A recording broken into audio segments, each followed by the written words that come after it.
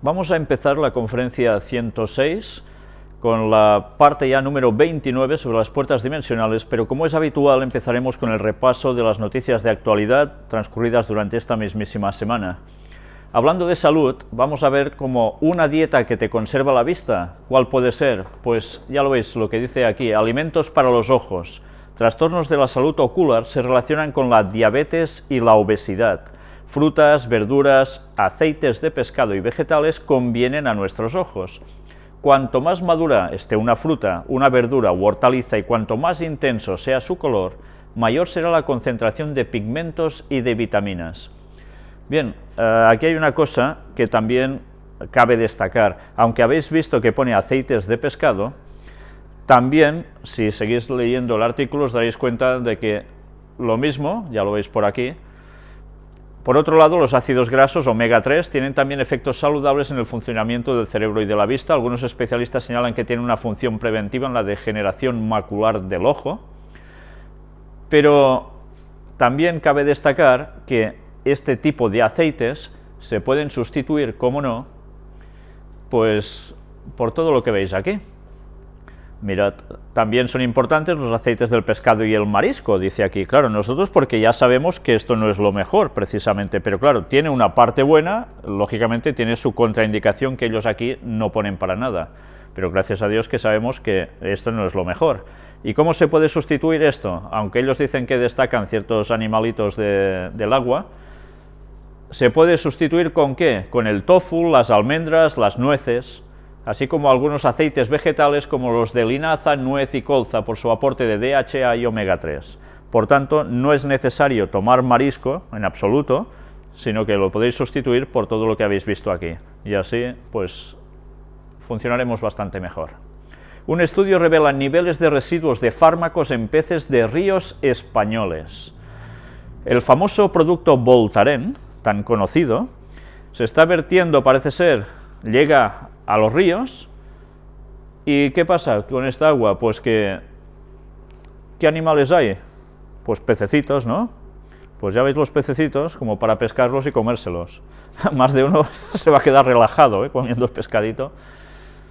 Pues ya veis hasta qué punto la contaminación ni con depuradoras a veces puede llegar a funcionar. Y vamos a hablar ahora un poco sobre educación. Estamos yendo deprisa por las noticias porque se nos ha hecho muy tarde. Esta noticia que veis aquí en inglés, ya con la imagen, ya es bastante ilustrativa. Si habéis visto, es un niño con una muñeca, una niña con un arma. Y aquí lo tenéis, fabricante de juguetes en Suecia, publica un catálogo que es neutrales al género. Y todo esto para los juguetes de Navidad. ¿Qué quiere decir esto? Pues sencillamente que se educa a los niños con este tipo de juguetes, de que el niño pueda jugar con muñecas, la niña con cosas teóricamente muy masculinas como son las armas, y bien, ahora es la nueva educación que se quiere verter para que todo sea totalmente igualitario. En fin, esto tiene sus cosas, se podría alegar mucho sobre todo esto, que cada uno piense si esto es conveniente o no. Aquí veis otra ilustración más. Pero yo quisiera dejaros precisamente con este texto bíblico, que nos dice en Proverbios capítulo 22 y versículo 6, «Instruye al niño en su camino, y aun cuando fuere viejo, no se apartará de él». ¿Qué quiere decir esto? Pues que tanto para una educación correcta como una incorrecta puede llegar a suceder esto, porque esa semilla sembrada en la mente desde niños es la que con más fuerza va a arraigar. Por tanto, sabéis, yo siempre aconsejo que las personas estudien sus Biblias a fondo para saber cómo hay que educar a sus hijos, pero que hay un libro además extraordinario, que son los consejos de Elena White sobre cómo educar a los hijos, pero no solo a los hijos, sino también a los padres, cómo nos debemos autoeducar. Y ese famoso libro es Conducción del Niño. Es un libro verdaderamente magistral y os lo recomiendo a todos los que vayáis a ser padres, los que ya lo sois, y los que vais caminos de ser abuelos o abuelos incluso ya, porque realmente vale la pena. Y bien, entremos en la crisis para variar, y aquí tenéis a los de la OCDE que nos han hecho la gracia una vez más. Pero antes miremos esto, Goldman Sachs, completa absorción económica de Europa. Este artículo está muy bien trabajado, donde nos habla de cómo curiosamente la gente de Goldman Sachs está participando de tantos lugares de primeras filas. ¿Y qué consiguen con esto? Pues que ciertas personas que han pasado por el Club Bilderberg incluso, lleguen a estos puestos máximos y que son los que están dirigiendo la economía, y Goldman Sachs se está apoderando prácticamente de la economía europea. Y diréis, bueno, ¿y qué? ¿Eso es bueno? Bueno, si habéis visto las conferencias anteriores, ya habéis visto en qué se basa Goldman Sachs, ¿no? Aquí vais viendo distintos personajes que han sido puestos precisamente y que han estado trabajando para Goldman Sachs. Y ahora vamos a hablar un poco sobre México. Actualizan en el país los salarios mínimos, fusionan las zonas geográficas A y B. Los ajustes que se presentan inconforman al sector privado, que considera populista la medida. ¿En qué consiste esta medida? Para la gente que no estamos en México, nos suena un poco extraño que pueda haber por zonas franjas donde se cobre más o se cobre menos. Bien, parece ser que es el proceder de ese país. Una vez ha salido esta noticia, a mí me la hicieron llegar, lo agradezco, porque no sabía que estaba sucediendo esto allí. Ha habido dos personas que me han aclarado qué puede pasar con esta medida. La primera persona me describe y me dice, sobre el tema de las hipotecas y de cómo a muchos los echarán de sus casas por no poder pagarlas. El Infonavit, que es como se llama este acuerdo de salarios, se basa en salarios mínimos de la zona geográfica y se recalcula cada vez que se modifica el salario. El documento oficial del Gobierno de México menciona la modificación de las zonas geográficas en cuanto a los salarios. En dicho documento está bien explicado, pero no dice que Infonavit, Instituto del Fondo Nacional de la Vivienda para los Trabajadores, aumentará sus cobros, sino que todo es una cadena y la modificación de los salarios mínimos va directamente a afectar al cobro del Infonavit. Aquí las zonas geográficas para los salarios se dividen en A, B, C. El Gobierno fusionará las zonas A y B. Las intenciones de la Secretaría del Trabajo y Previsión Social en su solicitud son evidentes. Solo se pretende fusionar la zona B con la A, circunstancia que no está prevista expresamente en la Ley Federal del Trabajo, pero indiscutiblemente esta medida provoca un aumento automático del 2,9% en los salarios mínimos del área geográfica B, que no se justifica, por lo que la invocación de un aumento extraordinario, fundándose en el artículo 570, párrafo segundo, es inaplicable, puesto que el tema es la fusión y no el incremento. Ello independientemente de que esta medida trae como consecuencia inmediata y futura la incorporación permanente de todos los municipios del área B a la A, y no tan solo el aumento inmediato del 2,9%, y todo ello sin los estudios ni justificación económica que lo respalde. La economía de la población de nivel medio se verá afectada. Lógicamente, como siempre, quien sale perdiendo ya sabemos quién es. Y la segunda persona que me escribe, tanto una como otra persona saben de qué están hablando. Una persona, la primera, tiene sus estudios universitarios al respecto precisamente de estos temas, mientras la segunda es un abogado que sabe de qué van las leyes. Este letrado nos dice, el último acto de gobierno de Felipe Calderón, proveniente de un partido conservador, fue el de promulgar una nueva ley laboral, Ley Federal de Trabajo, misma que acaba totalmente con los derechos sociales de los trabajadores, lo cual redundará en más desempleo y consecuentemente aumento de la pobreza y sus consecuencias, delincuencia, cinturones de miseria, etc. Bien, doy las gracias a las dos personas que nos han puesto al corriente de la situación en México, que, cómo no, pues se va a ver afectada. Esta misma semana ha habido una reunión de Obama, precisamente, con el presidente de México, en el cual estaban llegando a unos acuerdos y diciendo que para Estados Unidos lo primordial era México. Pues bien, cuando se dicen estas cosas, malament, como decimos en catalán, ¿no? Esto va a ir mal. Y sigamos, el Congreso ha tumbado todas las ILP que los ciudadanos han presentado desde 1983. Por tanto, hay personas que se dedican a recoger firmas, que dicen que 500.000 firmas son necesarias para cambiar ciertas cosas. Se presenta y patam, no sirve de nada. Pero bien, así está la situación en este país también. Portugal aprueba el presupuesto para 2013 y planea prorrogar las medidas de ajuste. Por tanto, los portugueses que tampoco se esperen que iban a salir tan campantes de la crisis. Esto ya veis hasta qué punto se está llegando. Fitch baja la calificación de la deuda de Argentina hasta CC. La bajada de la calificación llega ante la posibilidad de una nueva suspensión de pagos. Ya veis también en Argentina la situación cómo está. Europa impone que los bancos españoles nacionalizados reduzcan su tamaño un 60%. Ha habido una ayuda a ciertos bancos, ya lo sabéis, ¿y qué sucede? Pues que ahora estos bancos tendrán que prescindir, por ejemplo, Bankia, de 6.000 trabajadores. ¿Qué quiere decir esto? Pues sí, unos se irán al paro, otros cobrarán una jubilación anticipada, pero que aún y así mucha gente se va a quedar sin trabajo seguro. Entre esto y otras cuestiones, cierre de 1.100 oficinas. Evidentemente esto implica también no solo las personas que trabajan en esa oficina, sino los que trabajan para esa oficina, como pueden ser servicios de limpieza, ¿no? Evidentemente todo esto va a tener su repercusión. China cumplirá el objetivo de crecimiento del 7,5% y podría superarlo. La tasa de crecimiento de China se ha ralentizado durante 7 trimestres consecutivos y va camino de cerrar su ejercicio más débil desde 1999.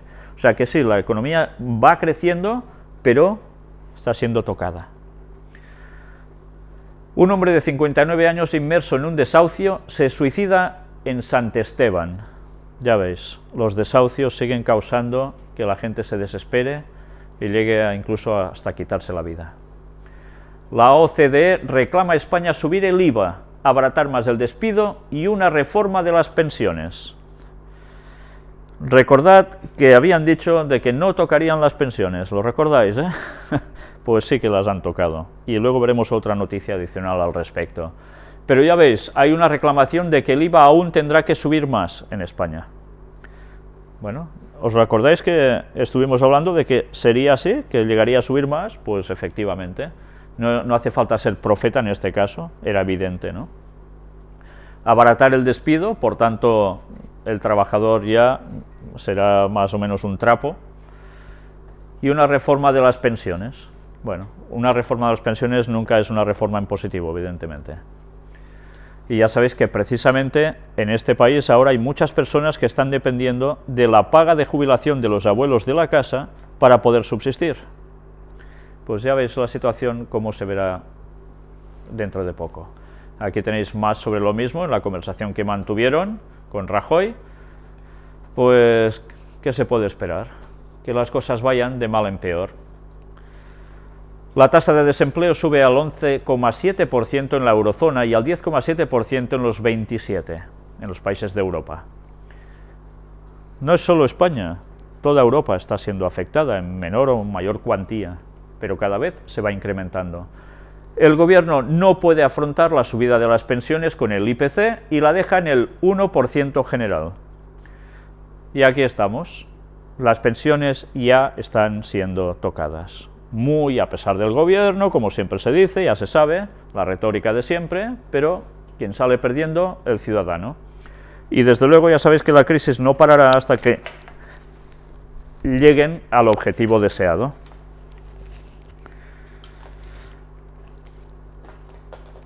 Vamos a ver en mensajes selectos, tomo 2, cómo Elena White nos sigue hablando y nos sigue diciendo algo muy interesante. Evítense los conflictos laborales. Es un capítulo dedicado exclusivamente, y ya lo estuvimos viendo en su momento, sobre temas de sindicatos, también de partidos políticos, pero también incluye a sociedades secretas, masonería, ya entendéis. Se aproxima rápidamente el tiempo cuando el poder de las uniones laborales será muy opresivo. Una vez y otra el Señor ha instruido a los miembros de su pueblo a que saquen sus familias de las ciudades y las lleven al campo, donde puedan cultivar sus propias provisiones, porque en el futuro el problema de comprar y de vender será muy serio. Ahora deberíamos prestar atención a la instrucción que se nos ha dado vez tras vez. Salid de las ciudades e id a los distritos rurales, donde las casas no están apiñadas unas al lado de otras, y donde estaréis libres de la interferencia de los enemigos. ¿Por qué dice esto? Porque evidentemente estas situaciones caóticas económicamente para el trabajador va a hacer que los sindicatos salgan también con más fuerza. y al hacer esto se van a poner cada vez más en tensión ambas partes y los conflictos están asegurados. Y hay citas de ella donde dice que prácticamente va a ser muy difícil el poder subsistir en las ciudades tranquilamente y más con las creencias de un auténtico cristiano. Y por eso nos aconseja, salid de las ciudades y buscaros la comida por vosotros mismos, plantando por vosotros mismos. Comprar y vender dice que será algo muy serio en el futuro, pues ya se está acercando muchísimo este momento. Goldman Sachs, España seguirá en recesión hasta 2015 e incumplirá las metas de déficit. Ya veis, cuando el gobierno decía que en el año que viene esto ya se va saliendo y tal, ahora sale Goldman Sachs y patam, lo tira todo por tierra, ¿no? En fin, ¿qué podemos esperar de todo esto? Pues podemos esperar cosas como esto. La agencia Moody's le quita la nota AAA al MED, el Fondo de Rescate Europeo Permanente. O sea, ya llegan a tocar hasta la calificación del Fondo de Rescate Permanente. La rebaja al Fondo de Rescate Permanente es consecuencia de la degradación aplicada este mes a la calificación de Francia. Por tanto, toda Europa se empieza a tambalear aún más. Y hablemos un poco sobre Cataluña. Oriol Junqueras, el presidente de Esquerra Republicana de Cataluña, somos la segunda fuerza, el bloque soberanista se ha reforzado. Ya sabéis que ya el domingo hubo las elecciones, Convergència i Unió, el partido de Artur Mas, ha salido vencedor, pero en un porcentaje bastante inferior de lo que ellos creían que saldrían, y quien ha salido ganando, pues es ahora este partido, Esquerra Republicana. Y no han sido los únicos, ha habido más que han salido ganando también, que son los partidos independentistas. Entonces, mirad, por ejemplo, cómo se hace eco, la prensa internacional considera que Cataluña ha iniciado el camino hacia la independencia. Mayoritariamente, todos los medios de comunicación del resto de países, fuera de España, tienen una lectura muy clara. La independencia está ganando mayoritariamente. Es curioso porque uno después ve los periódicos desde España y se lee todo al revés. Esas cosas siempre pasan, ¿no? Pero bien, sea como fuere, solo ha habido, parece ser los de Italia, que también están preocupados que tengan alguna secesión en su país, que han dicho de que tampoco, que la independencia de aquí ha sido un fracaso, etcétera, etcétera. Pues bien, ya veremos alguna otra noticia, que veremos por dónde va todo ya. Convergència i Unió deja la pelota en el tejado de Esquerra y Oriol Pujol confiesa que están en sus manos. Por tanto, ¿están en manos de quién? De los independentistas, ya de un modo más abierto que nunca. El euro se desvaloriza tras las elecciones en Cataluña.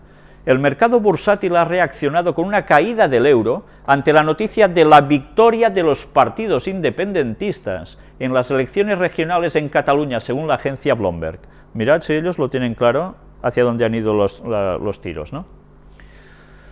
Mas hace balance tras el 25N. No asumimos la responsabilidad total, solo una parcial. Y con todo esto vamos a ver además cómo la Generalitat catalana dice que todo es negociable menos la consulta soberanista. Esto está claro. Se puede negociar todo, pero eso tiene que ser así. Fitch alerta de que Cataluña necesitará más liquidez al margen del fondo autonómico. La agencia señala que las dificultades para obtener este dinero en los mercados de capitales, así como la reticencia de los bancos a prestar dinero a los gobiernos regionales. ¿Qué quiere decir esto? Pues que este año ya podemos agarrarnos los cinturones bien también en Cataluña, porque la situación aún se nos irá complicando más. Evidentemente, esto todo que va a acontecer con ello, pues que la gente clame más aún por independencia para intentar solucionar sus cosas económicas, ¿entendéis?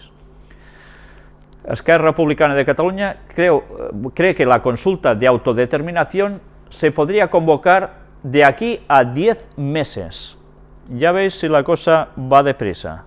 Y estos son los que ahora estarán en la oposición al gobierno de Convergència i Unió, pero trabajando conjuntamente para conseguir su objetivo. Y bien, después de ver todo esto, vayamos ahora a un ámbito más internacional. Isaías 17 del 1 al 3, Daniel 11 del 40 al 45. La fotografía ya nos lo está diciendo todo. Las famosas profecías sobre Damasco en Siria, que dejará de ser ciudad. Ya veis cómo está siendo atacada con bombazos por todos lados. Y Daniel 11, donde nos habla de la situación del Medio Oriente. España prefiere que la autoridad palestina aplace el debate sobre Estado en la ONU. Esto dijeron en un principio, pero después, ¿qué fue sucediendo? Vídeos, fotos. Policía egipcia emplea gas lacrimógeno para dispersar a manifestantes. Las autoridades han tomado medidas enérgicas contra las protestas antigubernamentales en la Plaza Tahrir del Cairo. ¿Recordáis? Todo esto está vinculado, dicen, a la primavera árabe. Como el presidente Mursi se ha puesto de cargos él solo, tantos como ha querido y más, el pueblo sigue quejándose. Y una vez más, esa plaza tan conocida se vuelve a llenar de quejas y la situación vuelve a ser totalmente de inestabilidad. Israel se resigna ante reconocimiento de la autoridad palestina en la ONU. Ya sabéis, la ONU lo ha aprobado. Ya podrán ser precisamente reconocidos el Estado palestino como observadores en la ONU. Aquí lo tenéis, la ONU declara a Palestina Estado observador, la ocupación de Israel ha sido vencida, declara la autoridad palestina. ¿Y de verdad creéis que esto es así? Pero vamos a ver más cosas. Egipto condena a pena de muerte al pastor Jones y a 7 coptos por el vídeo de Mahoma. ¿Recordáis el famoso pastor Jones que iba a quemar el Corán? Pues bien, eso más el vídeo de Mahoma, de esa película que hicieron, que ha dado también la vuelta al mundo como un clamor total para el mundo islámico, para ponerse en contra, causa que desde Egipto mismo, desde los tribunales de Egipto, se condene a pena de muerte. Por tanto, ahora estos señores, a ver dónde pisan, porque a la que se despisten lo van a tener claro.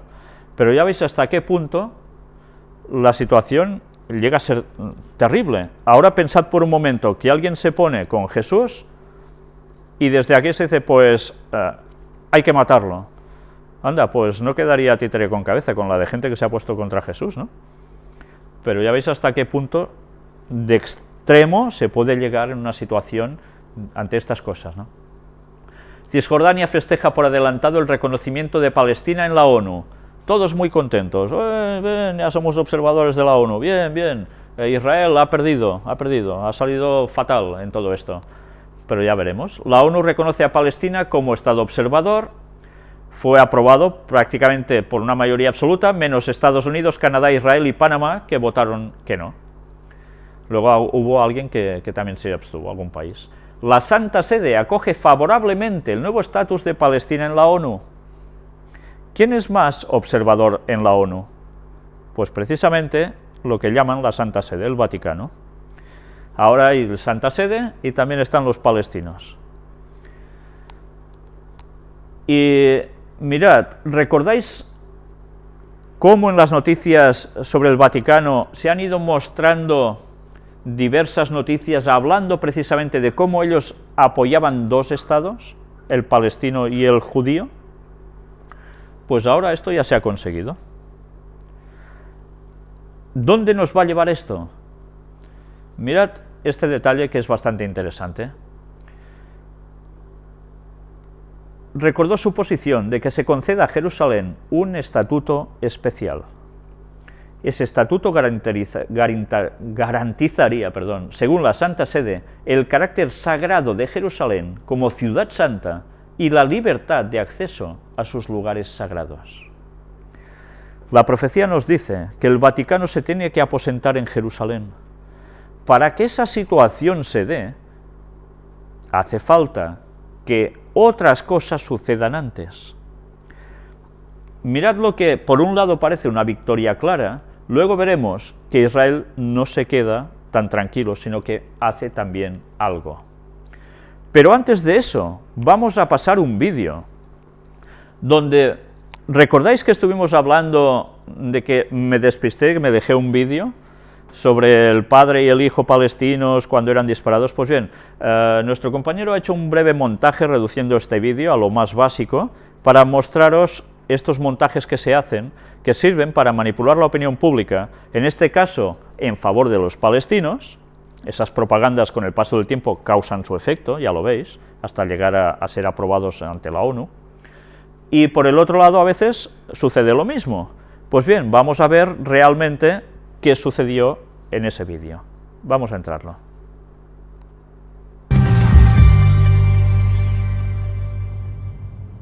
Veamos una tercera escena. Este cortejo fúnebre fue grabado por una patrulla de reconocimiento israelí poco después de una operación militar en el Jenin en abril de 2002. Según fuentes palestinas, el ejército israelí había masacrado cientos de civiles que luego tuvieron que enterrar. En este entierro, el cadáver se cae por accidente.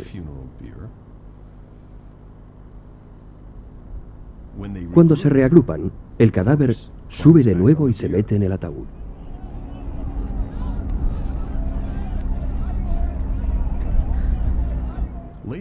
Más tarde, una multitud se une a la procesión.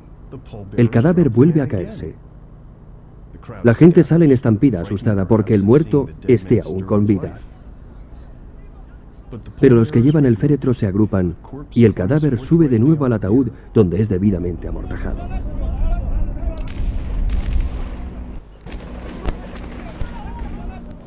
Y de nuevo lo envuelven en el sudario. Bienvenidos a Pallywood.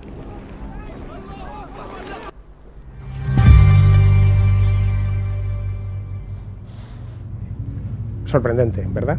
De todo lo grabado durante aquel día en el cruce de Netzarim, hubo una imagen que recorrió el mundo a la velocidad del rayo.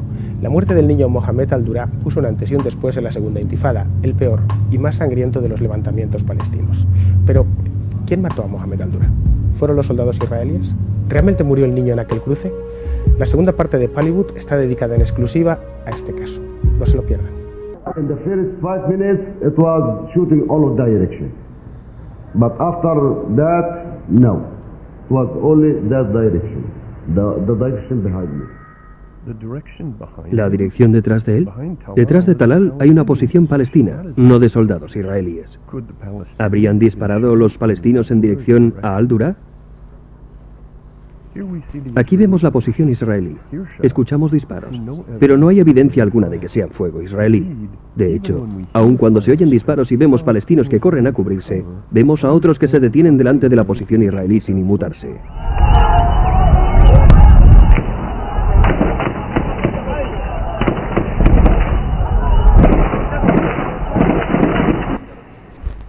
Por último, cuando vemos las escenas de al-Dura, supuestamente bajo el fuego, simplemente localizamos 2 balas que impactan encima de sus cabezas, pero ninguna en el murete. Ninguna de las 2 balas viene del lado israelí. Así es como se vería un disparo que viene con el ángulo de la posición israelí. No se origina una nube de polvo en la dirección opuesta al disparo. Y así es como se verían disparos efectuados frontalmente. Ambas balas parecen venir de disparos hechos de frente, es decir, no de la posición israelí, sino de la posición palestina. Dado lo evidente del tiroteo, ¿podrían los al-Dura estar inmovilizados? Cuando repasamos la grabación que fue tomada cuando ambos se encontraban detrás del murete y previamente a la famosa secuencia grabada por Talal, encontramos muchos palestinos entre el murete y la posición israelí. Muchos abandonaron entonces la escena dejando atrás al padre y al hijo. ¿Cómo es posible que todos ellos escaparan, pero no lo hicieran los al-Dura? ¿Estaban huyendo o despejando el escenario? The boy was bleeding more than 15 to 20 minutes. Si estuvo sangrando durante 20 minutos, por lo que después el hospital declaró como herida abierta en el estómago, ¿por qué se limitó Talal a grabar tan solo 28 segundos más sin que se apreciase signo alguno de sangrado masivo que cabría esperarse? I never saw shooting in my lifetime. 45 minutes shooting in the boy. De ser cierto esto, debería haber cientos, si no miles de impactos de balas sobre el muro. ¿Dónde están esos balazos? ¿Se los llevó también France 2? ¿Y por qué los agujeros de bala que sí podemos ver son circulares y no elípticos como sería de esperar si vinieran del lado israelí? Quienes al día siguiente vieron el vídeo sin editar de Talal saben que por la mañana temprano, en el lugar en el que ambos fueron presuntamente abatidos, no había rastros de sangre. Sin embargo, por la tarde, cuando llegaron los reporteros extranjeros, tomaron fotos de restos de una sangre roja y brillante. Y aún así, no estaba en el lugar donde supuestamente había sangrado el estómago del niño durante 20 minutos.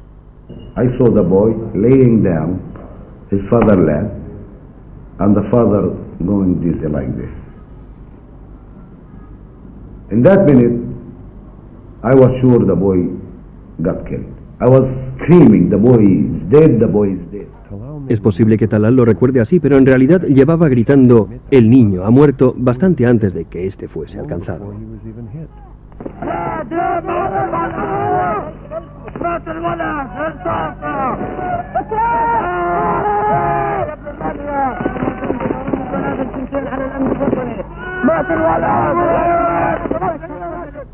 Esta es la última escena grabada de los Al-Dura. Curiosamente, France 2 no la incluyó en su emisión. En la escena anterior ya se daba por muerto a Mohammed. El padre se gira sobre su hijo, que pone la mano sobre sus ojos en lugar de sujetarse con ella la herida del estómago.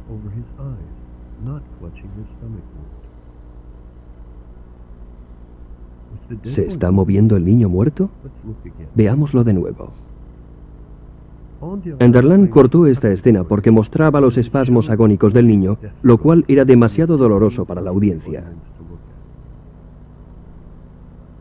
¿Son estos espasmos agónicos o el niño echando un vistazo a la cámara? ¿Se editó esta escena para ahorrar dolor a la audiencia o para evitar embarazosas preguntas a France 2?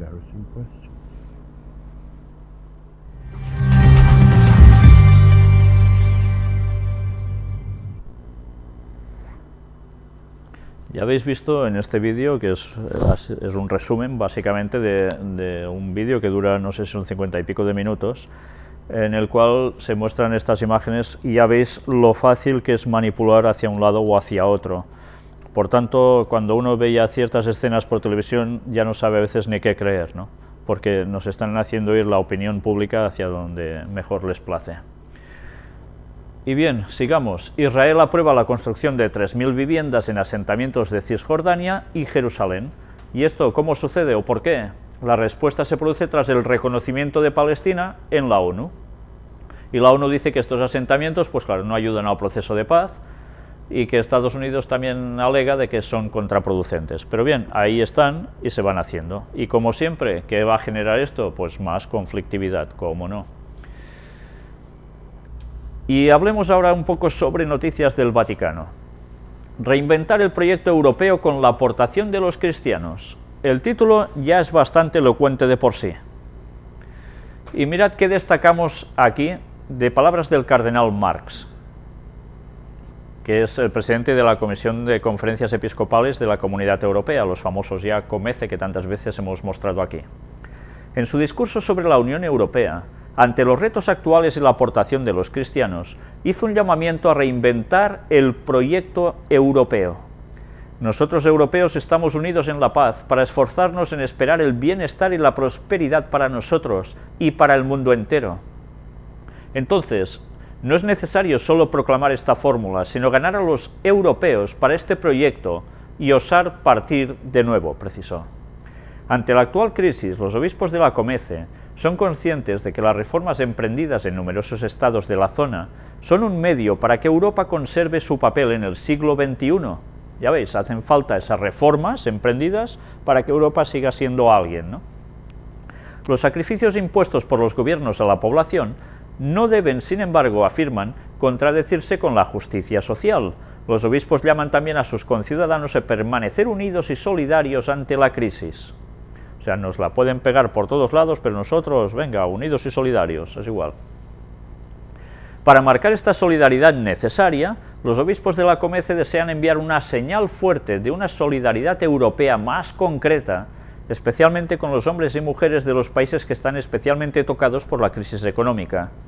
Han decidido reflexionar en los próximos meses con Cáritas Europa sobre el refuerzo de la ayuda intraeuropea de la Iglesia. ¿Os dais cuenta una vez más El papel central lo está teniendo Cáritas y lo seguirá teniendo Cáritas para ayudar a los pobres e infelices que podemos estar inmersos en situaciones de crisis económica grave. Sabéis, esta misma semana me comentaban que en nuestra misma ciudad de Girona, la Iglesia Adventista quería repartir alimentos y se lo han negado porque decían de que exclusivamente esto ahora se tenía que hacer a través de Cáritas. O sea, ellos no podían coger alimentos del banco de alimentos o de donde los saquen y ir a repartirlos. Tiene que pasar justamente por Cáritas. ¿Esto es normal? Bueno, de normal tiene poco, pero evidentemente tiene mucho de profético. Y para que Europa vuelva a ser en manos católicas y todo el mundo diga amén a lo que dice el papado, pues la situación aún se tendrá que complicar más. Y viendo cosas extrañas, miremos también esto: lugares santos para ganar las indulgencias del año de la fe en la diócesis de Zárate-Campana. Y la verdad es que cuando leéis todo este artículo, os dais cuenta de que aún siguen habiendo formas de ganar indulgencias. Y tenéis todo este artículo, pero mirad a modo de extracto un poquito qué nos pone para ganar indulgencias. Cuando la contrición, dolor por el pecado cometido, o la atrición, temor al castigo merecido, nos mueve al arrepentimiento y a la conversión a Dios, el sacramento de la penitencia, en las condiciones requeridas, nos devuelve a la amistad con Dios, pero no borra la pena temporal o de daño, la cual se va borrando por penitencias personales, obras de piedad y misericordia. Aceptar resignadamente la cruz de cada día, las penas del purgatorio, si morimos en gracia, pero con pena temporal por satisfacer, y las indulgencias. ¿Qué quiere decir esto? Que la salvación es ¿por qué? Por obras. Lo totalmente contrario a lo que nos pone la Biblia, que es la salvación por la fe. Las obras son un acompañamiento y una muestra de esa fe. Y ya veis, nos llega a hablar hasta del purgatorio, ¿no? Las indulgencias consisten en que la Iglesia, depositaria de los tesoros de la gracia, no solo puede perdonar la pena eterna, sino también la temporal, tesoro que administra a través del romano pontífice y por quienes éste designa de manera total o parcial. La primera remite toda la pena temporal, la segunda solo parte, sin especificar cuánto. Entonces, claro, hacen falta penitencias, ¿no? Luego de centurias de práctica, ya sabéis, llevan cientos de años engañando a la gente, a la pobre población que se cree esto, de usos y también de abusos, imaginad. Hoy día el Catecismo de la Iglesia Católica define el tema de la siguiente manera: la doctrina y la práctica de las indulgencias en la Iglesia están estrechamente ligadas a los efectos del sacramento de la penitencia. La indulgencia es la remisión ante Dios de la pena temporal por los pecados, ya perdonados en cuanto a la culpa, que un fiel dispuesto y cumpliendo determinadas condiciones consigue por mediación de la Iglesia, la cual, como administradora de la redención, distribuye y aplica con autoridad el tesoro de las satisfacciones de Cristo y de los santos. La indulgencia es parcial o plenaria según libere de la pena temporal debida por los pecados en parte o totalmente. ¿Qué quiere decir todo esto? Que tú no puedes ir directamente a Dios y pedirle perdón. Por tanto, tienes que pasar por una serie de cosas que ellos te van a marcar para que tú puedas ser perdonado. Todo fiel puede lucrar para sí mismo o aplicar por los difuntos. Mirad lo que nos dice aquí, por los difuntos. Quedaos con esta imagen de que nos están hablando sobre los difuntos. En las puertas dimensionales hemos hablado mucho sobre este tema, pero aún veremos alguna cosa relacionada en el apartado de noticias de hoy mismo al respecto, a ver si las cosas nos cuadran o no con estas creencias. A manera de sufragio, las indulgencias tanto parciales como plenarias, pero la indulgencia no es un sacramento, sino el cumplimiento de una obra prescripta, con la detestación de todo pecado aún venial, la intención de obtenerla, la confesión sacramental, al menos al finalizar la obra prescripta, la comunión sacramental, orar por el romano pontífice alguna oración aprobada, recitar devotamente el Padre Nuestro y el Credo, y realizar una obra de misericordia. Estos son las penitencias. Para ganar puntos tú. Es curioso, ¿eh? A su vez, el Código de Derecho Canónico de la Iglesia Latina, en sus apartados tal y cual, aunque se remite al catálogo actual que rige desde Pablo VI, dice: la indulgencia es la remisión ante Dios de la pena temporal por los pecados, ya perdonados en cuanto a la culpa, que un fiel dispuesto y cumpliendo determinadas condiciones consigue por mediación de la Iglesia, la cual como administradora de la redención distribuye y aplica con autoridad el tesoro de las satisfacciones de Cristo y de los santos. Vale decir que se trata de la oración de la Iglesia en cuanto tal, a la cual el fiel arrepentido y perdonado de sus pecados se confía para obtener la remisión total de su culpa. Oración de la Iglesia es reemplazable en el caso de los fieles difuntos, quienes ya no pueden merecer por sí mismos. El muerto ya ha hecho lo que tenía que hacer, ahora si quieres ayudarlo tienes que ser tú, porque el muerto ya no se puede ayudar. Claro, eso a base de ¿qué? Pues de oraciones, de pagar misas por los difuntos y esas cosas que se hacen. Atentos a la práctica inmemorial de la Iglesia como de la normativa vigente, el señor obispo diocesano Monseñor Dr. Óscar Sarlinga ha designado como lugares santos donde ganar la indulgencia plenaria tanto para sí como aplicable a los fieles difuntos. Y viene una lista de lugares donde precisamente se pueden ganar estas indulgencias. No sé si os dais cuenta también en la imagen que aparece en la pantalla. ¿Veis esto de aquí? Esta pancarta. Hay una barca de pescadores, ¿verdad? ¿Qué forma? Pues ya veis, IHS. Recordad que estuvimos hablando sobre esto, ¿no? El famoso lema de los jesuitas, pero que también Constantino percibió y vio tan claramente, etcétera, etcétera, ¿no? Pues yo me pregunto, me gustaría que alguien me demostrara en la Biblia unos cuantos textos, aunque fuera solo uno, donde es necesario tener que pasar por toda esta serie de indulgencias que ellos han cargado al pueblo. ¿Sabéis? Jesús dijo algo parecido ya a los fariseos, diciendo que enseñaban como doctrinas mandamientos de hombres. Y la Iglesia Católica Romana está haciendo prácticamente lo mismo que hacían los judíos del tiempo de Cristo, que terminaron rechazando a Jesús y asesinándolo en la cruz. ¿Creéis que es una casualidad? ¿Creéis que es una casualidad que la Iglesia Católica tenga estos procederes calcados a los judíos de los tiempos de Jesús? Me muero de ganas de poder desarrollar ya el tema sobre los judíos en el tiempo del fin, porque os daréis cuenta de qué similitud tan increíble hay entre la Iglesia Católica, Apostólica y Romana y esa gente de los tiempos de Jesús que eran sus dirigentes. Veréis si realmente hay diferencia, y a lo mejor empezáis a notar algo de quién creó el qué. Con ese pensamiento os lo dejo. Vamos a seguir, los Borgia y la leyenda negra. Pues miremos qué nos ponen aquí sobre los famosos los Borgia que se conocían, que eran los Borgia, porque eran de las zonas de aquí, de la zona del Levante y de Aragón. Ante un pontífice, añade, que durante siglos ha sido descrito por sus adversarios políticos como corrupto, asesino, poseído por la lujuria. Ya sabéis que se han hecho películas y series sobre los Borgia, ¿no? Los Borgia.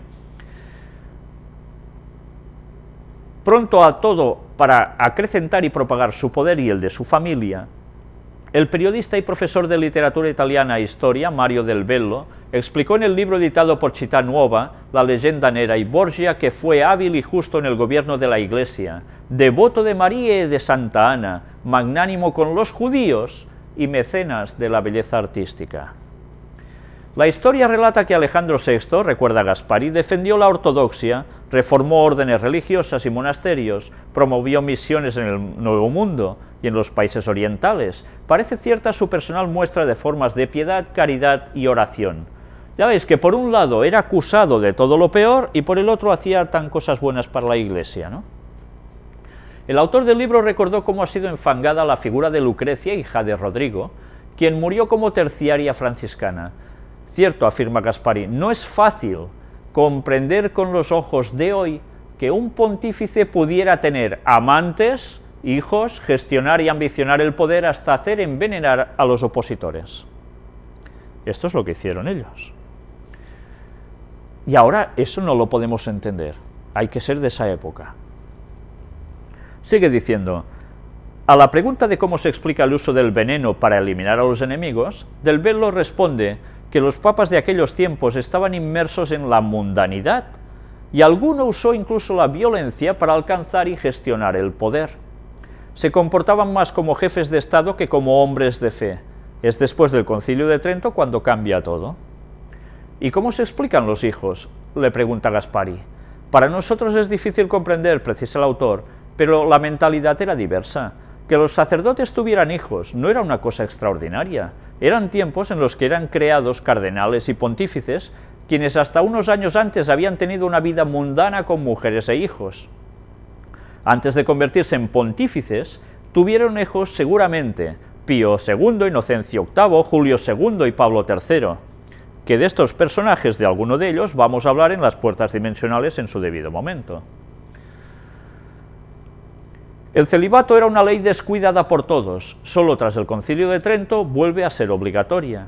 Ante estos sucesos de la historia hay que reconocer lo misericordioso que es el Señor, que perdona a los hombres, logra escribir derecho con renglones torcidos y defiende a la Iglesia incluso del empecatamiento de sus miembros. Y yo me pregunto, ¿y alguien se cree que una Iglesia así es dirigida por Dios? Cuando esto lo han hecho prácticamente en toda su historia desde sus mismísimos inicios. ¿Ahora han cambiado?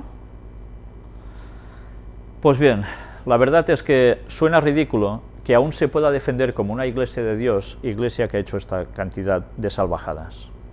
Pero bien, hay personas que son católicas sinceras que incluso desconocen la historia de su propia iglesia. Y otros que la conocen y, bueno, como aquí dice, no, Dios es muy misericordioso, se han hecho atrocidades, pero bien, la cosa fue cambiando en el Concilio de Trento hasta ahora, y ahora pues todo es santidad. Bueno, ya lo estamos viendo, si todo es santidad, ¿no? ¿Cuántos casos están saliendo a la luz uno detrás de otro de cosas que son pudredumbre absoluta? Pero bien, mientras quiera haber gente creyendo en esto, pues lo seguirá viendo, y lo peor es que esta gente que a los cuales ellos sirven y creen, son los que van a cambiar todo el panorama mundial en breve.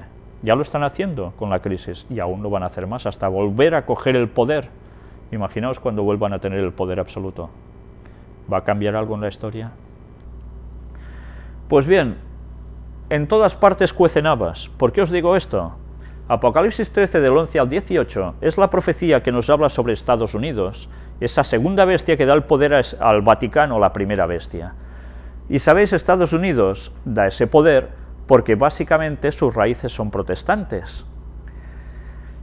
Aquí veis unas imágenes que diréis, bueno, este edificio yo no lo conozco. Gente, estoy convencido que muchos adventistas lo conocen, porque esto está situado en Estados Unidos y es una edificación de la Iglesia Adventista, propiedad de la Iglesia Adventista, muy conocida, por cierto. Vamos a ver por qué hemos puesto esta imagen aquí. Aquí tenéis toda la profecía, Apocalipsis 13, del 11 al 18, que ya hemos hablado tantas veces. Spectrum es una página adventista. Mirad qué nos pone aquí. La implicación política de algunos adventistas en las recientes elecciones norteamericanas. A ver, ¿se puede ser adventista y se puede ser político? ¿Sí? Pues no. Algunos dirán, no, es que Daniel era político, estaba en la corte de Babilonia. Daniel no tomó esa opción por gusto, se lo impusieron que debía ser así. Y él, gracias a estar en ese punto, pudo ayudar mucho al pueblo de Dios. Pero, ¿es el propósito de Dios que su pueblo se ponga políticos para solucionar las cosas? ¿O la misión del pueblo de Dios es otra? ¿Sabéis? Vamos a leer este artículo, un poquito solo, para darnos cuenta de hasta qué punto también hay algo en la propia Iglesia Adventista que debe ser transformado de arriba abajo. El adventista del séptimo día, Roscoe Bartlett, durante mucho tiempo diputado republicano en representación del norte y del oeste rural de Maryland, perdió ante su rival demócrata el mismo martes en que Obama fue reelegido presidente. graduado en Columbia Union College y profesor asistente en la Facultad de Medicina de Loma Linda University, que es el edificio que habéis visto antes, Bartlett, en la foto, sirvió en el Congreso desde 1993. Bartlett se había ido asociando cada vez más con una ideología que en inglés se llama survivalist y que en castellano se puede traducir como ideología de supervivencia. Esta ideología pone un gran énfasis en la preparación de uno para un próximo cataclismo mediante el aprendizaje de técnicas de supervivencia y el almacenamiento de comida. Las catástrofes pueden ser naturales o sociopolíticas. Yo me pregunto, ¿uno puede llegar a ser profesor de una universidad adventista, facultad de medicina, y ignorar los escritos de Elena White, donde dice de que nosotros no debemos participar de la política, y donde dice que nosotros no tenemos que hacer acopio de comidas y demás cosas, preveyendo una gran catástrofe de fin del mundo, o de persecución, para que me entendáis? Y la Iglesia Adventista, sus dirigentes, no hacen nada para decir esto no. ¿Sabéis? A mí esto me da mucha pena y vergüenza como adventista. Bueno, ya sabéis que a mí me echaron, pero bien, mi corazón sigue siendo adventista. Pero desde luego estas cosas no son nada justificables, nada justificables. El artículo sigue avanzando y diciendo más cosas al respecto, pero es lógico que un adventista esté en la política. En fin, veamos qué nos dice Mensajes Selectos, tomo 2, justo después del párrafo que antes hemos leído. Los hombres se han unido para oponerse al Señor de los ejércitos.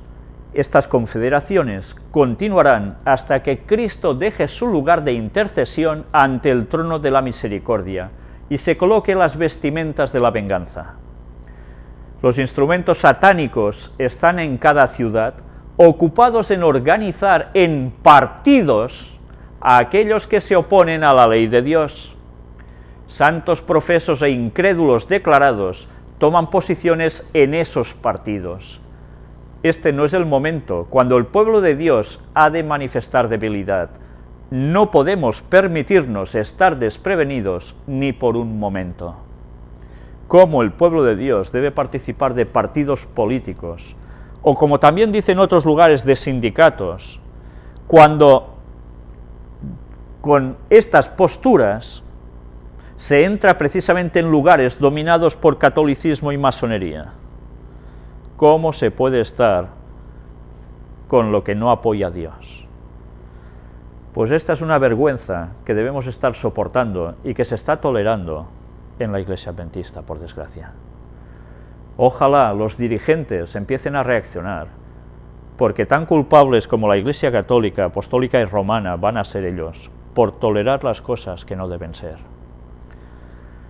Pero bien, qué triste es que cuando la Iglesia Adventista está desechando a nivel general el mensaje del cuarto ángel, que es el que se añade a los otros tres de Apocalipsis 14, el que denuncia el poder del Vaticano, sus maniobras secretas, el de las sociedades secretas, el de protestantismo apóstata, en vez de estudiar esto y proclamarlo, y advertir a su pueblo y a los demás sobre estas cosas, se estén participando de partidos políticos y demás.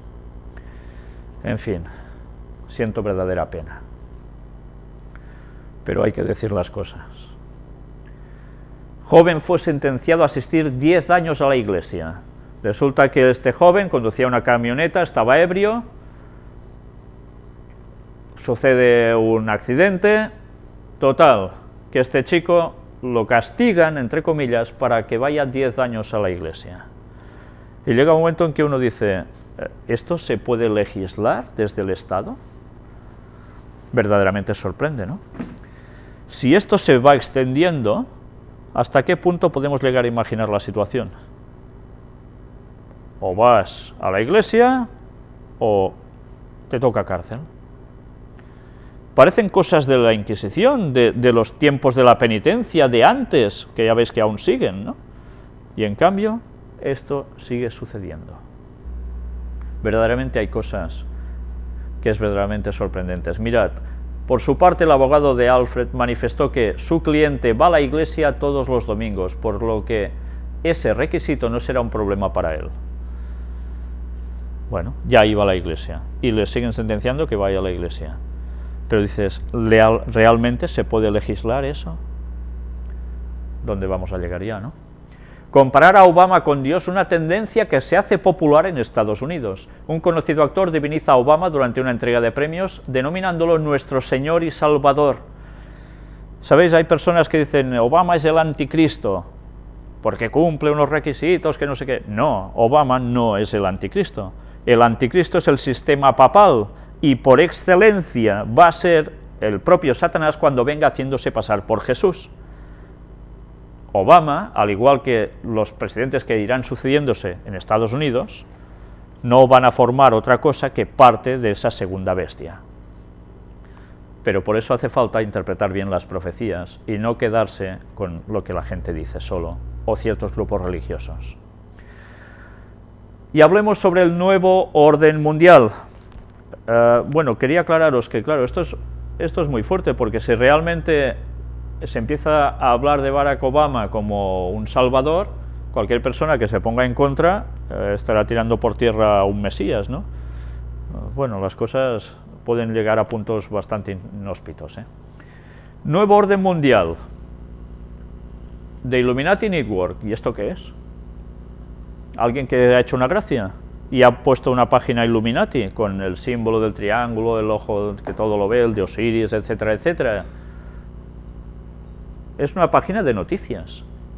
Y como ellos cuentan, aquí está en inglés, aquí la veis traducida, son noticias de actualidad. Ellos dicen que sencillamente, bueno, vais a ver lo que nos escriben aquí.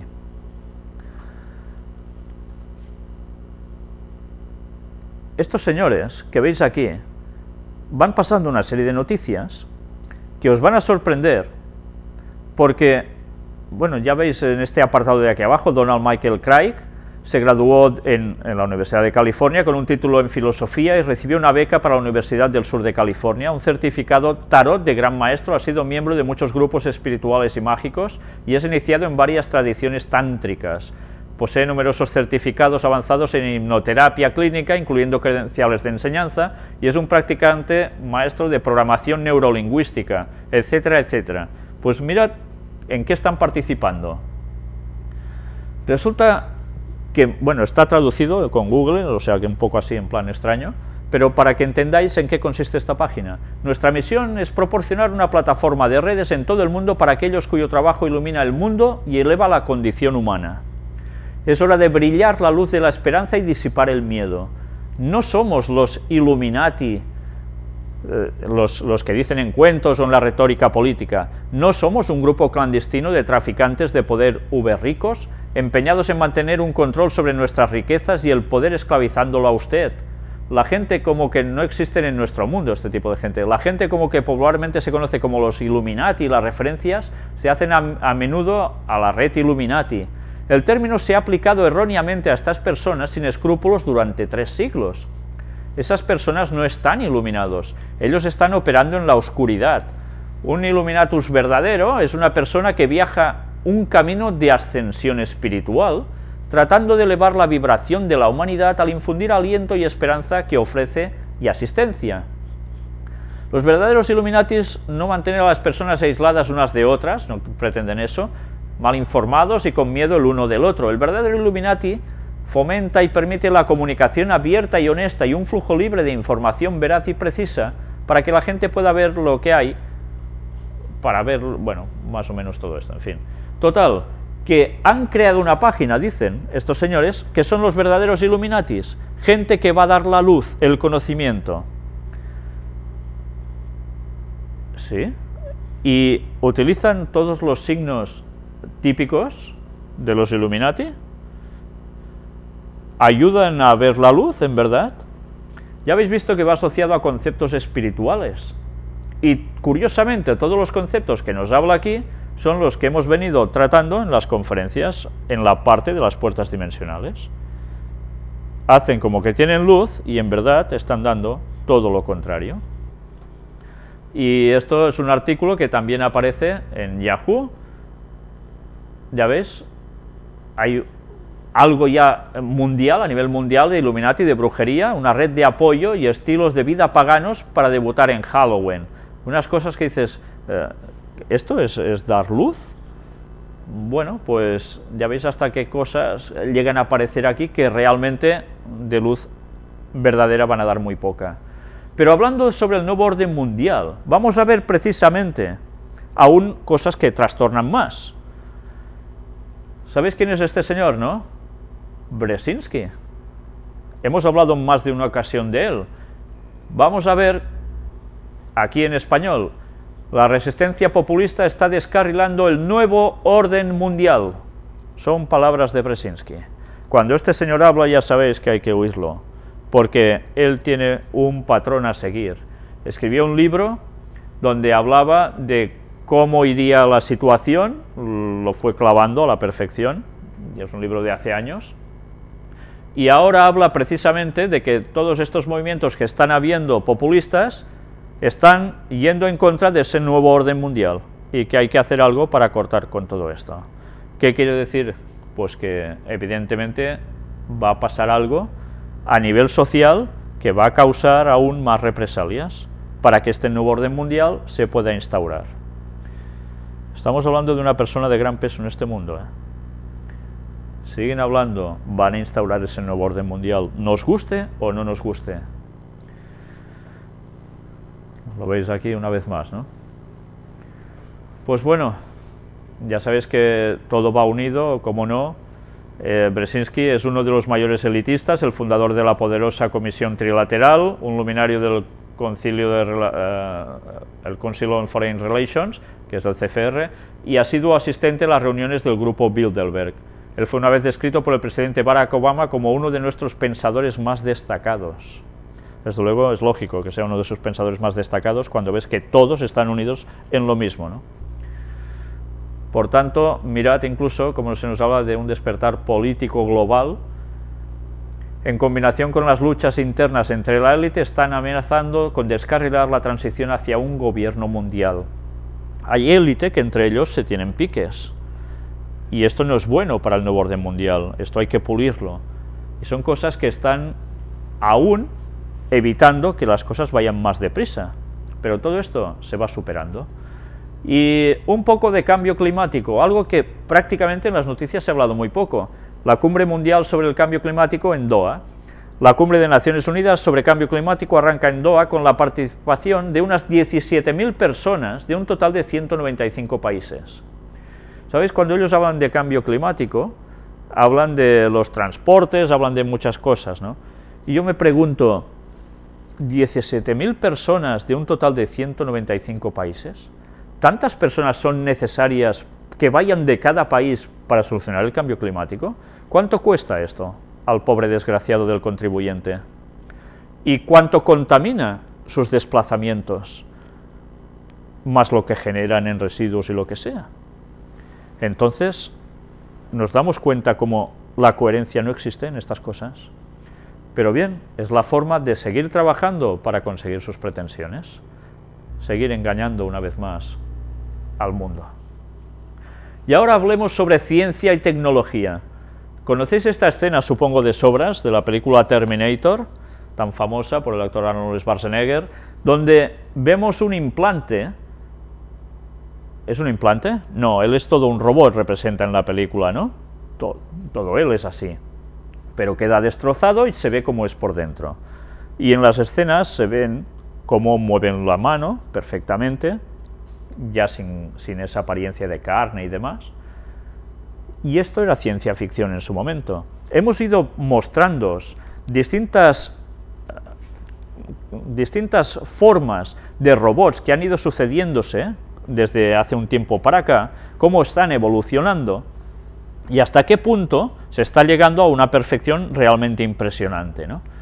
Pues mirad, primero de todo, recordemos este texto: y será predicado este evangelio del reino en todo el mundo para testimonio a todas las naciones, y entonces vendrá el fin. La tecnología tenía que llegar a ayudar al pueblo de Dios para que el evangelio llegara a cuantas más personas mejor también. Y esa profecía se pueda llegar a cumplir. Aún van a acontecer más cosas para que el evangelio se difunda rápidamente. El Espíritu Santo va a hacer esta gran labor. Pero claro, era necesario también que la tecnología avanzara. ¿Y cuántos de vosotros no habéis conocido estas cosas si no es a través de esta tecnología, como el Internet, por ejemplo? O los DVDs y demás. Sí, aunque a veces no funcione nada bien, como el caso de hoy, ¿no? Pero bien, este es el caso. Más de un tercio del mundo está conectado a Internet, afirma la ONU. Más de un tercio del mundo. Y sigue subiendo. ¿Qué quiere decir esto? Pues que es un potencial tremendo para que el Evangelio llegue a estas personas. ¿Por qué creéis que el Vaticano está haciendo lo mismo? Porque sabe que es una forma ideal de llegar a muchísimas personas que no llegarías de ningún otro modo. Y aquí tenéis algo que es lo que va ligado con la imagen que hemos mostrado antes. Un brazo biónico, como el de Terminator, ya es una realidad. ¿Lo veis aquí, tecleando en un teclado de ordenador? Pues vamos a ver cómo este producto ya existe y hay una persona que ya lo lleva injertado y que va conectado con sus músculos, sus nervios, para que verdaderamente funcione. Este señor estuvo probando distintas modalidades de ganchos y demás, todo no le servía apenas para nada, hasta que finalmente le pudieron poner este implante. Toda persona que pasa por estas situaciones de perder una extremidad, evidentemente pasa por cuestiones psicológicas también importantes, ¿no? Problemáticas. Y vamos a ver si realmente esto pues ayuda mejor a una persona o no. Entremos a este vídeo de este brazo biónico. Vamos a ver dos vídeos. El primero dura unos 3 minutos y algo, el segundo unos 18 segundos. Hi, I'm Nigel. I lost part of my arm in an accident at work a few years ago. Since then I've been fortunate enough to be given one of these to trial. This is the B-Bionic V3. It's a prosthetic hand and it works from sensors on the inside and outside of my arms and muscle control. If I activate this sensor, the hand opens. Activate this one, the hand closes. It's got 8 preset patterns which I can use throughout the day. I can move the thumb.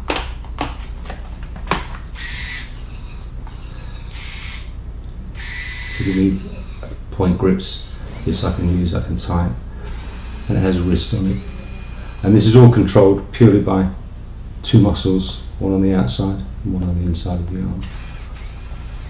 As you can see, it's a really nice piece of equipment, and I love it. This is the B-Bionic V3. This is key grip. This allows you to hold credit cards, bank cards, towel keys, etc, etc. And now move to a point. Pretty self-explanatory. This one will allow me to type on the keyboards. We then move the thumb to this position and we can get a tripod grip. So we're picking small things up.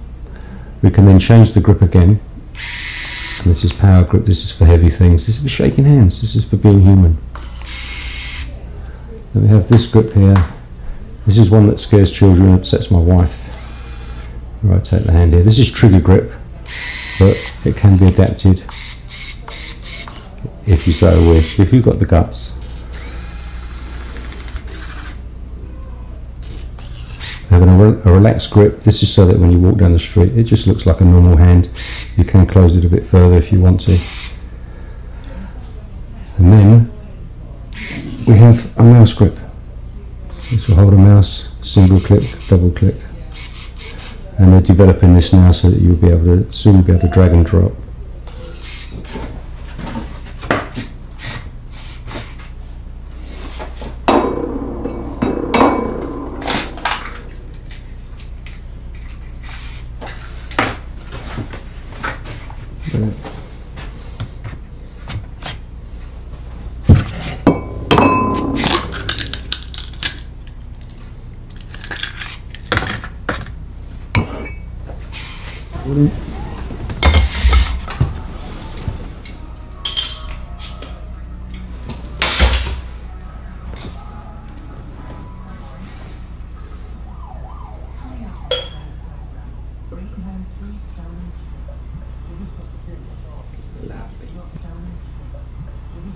Good.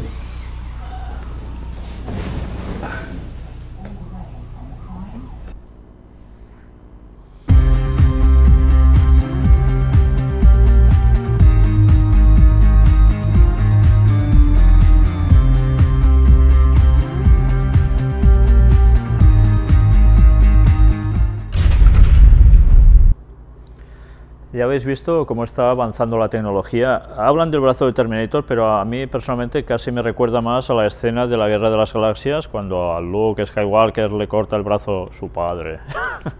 Y cómo mueve ese injerto también, como lo estaba haciendo prácticamente él aquí, ¿no? Sí que aún de momento parece ser que no han llegado a poder conseguir como la sensación de nervio, de tacto, etcétera, etcétera. Pero yo ahora ya tan solo cabe imaginar un poco. ¿Recordáis cuando mostramos la imagen de ese, lo que parecía un Terminator también, un robot con un cuerpo enorme, cómo corría, se desplazaba, se movía de modos asombrosos, hacía flexiones hasta en el suelo, pero no tenía esas manos? Pues ahora ya solo falta injertarle ese tipo de brazos, antebrazos y mano, ¿no? Ya ves hasta qué punto lo que puede llegar a ser algo en un futuro muy cercano puede llegar a cambiar el panorama de cómo se nos hablaba de hasta qué punto puede llegar a ser el futuro, ¿no? Pero además pensando en lo que irá contra el pueblo de Dios. Y hablando de controles, a partir de ahora vamos a ver esto. Un sistema electrónico evitará que las mujeres saudíes viajen sin el consentimiento del tutor. Cada vez que abandonen el país, sus tutores recibirán un SMS. Las mujeres en Arabia Saudí son consideradas inferiores, no pueden votar, no conducen y necesitan un permiso específico para viajar. Control también sobre la población. En este caso, ya lo veis hasta qué punto se puede llegar, ¿no? Y hablemos un poco sobre Hollywood y también sobre CBS. Curioso el anagrama que tienen, ¿eh? Un buen logotipo. El actor que interpretó a Jesús en La Pasión de Cristo dice que la película arruinó su carrera. ¿Por qué? Pues porque ya se lo había dicho Mel Gibson, el director, de que habría represalias por parte de otros productores de Hollywood y que difícilmente le darían trabajo. ¿Por qué?